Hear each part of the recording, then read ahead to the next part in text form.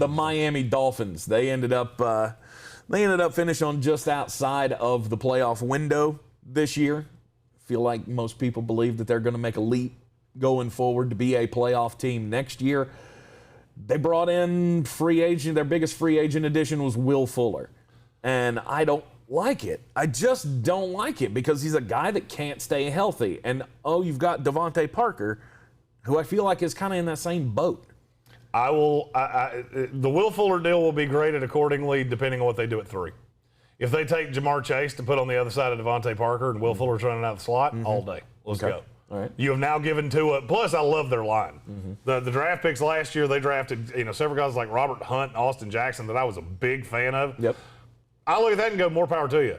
If you do something stupid at 3, and I don't know what that would be.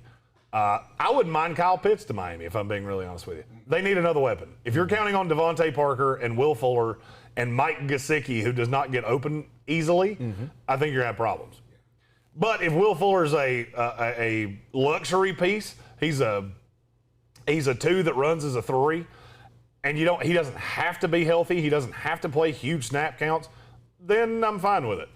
I like Justin Coleman, the slot corner from Detroit.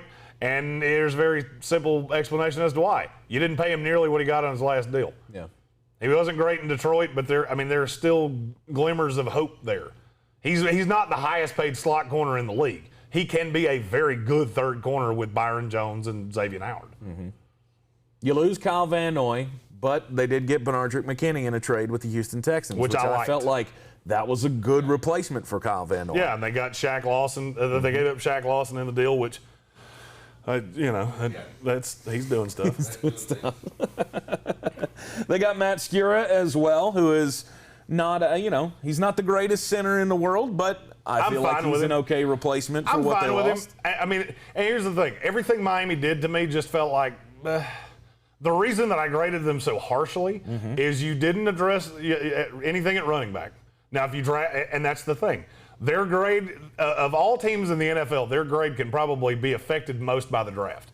If you wind up with a high-level running back, be it a Travis Etienne, Najee Harris. I don't like the fit with Najee Harris with the Dolphins. Javonte Williams, somebody like that, then, yeah, that will improve. If you take the best player available at 3 because you're not going to be picking up there again for the next many, many years, then, yeah, I could see that going all the way to a B plus even potentially. David Godshall is not a guy that I would really have wanted to lose. I just feel like they did a lot of reactionary things. And I'm not in love with Will Fuller. But like I said, if you add another receiver, I will grade that much less harshly.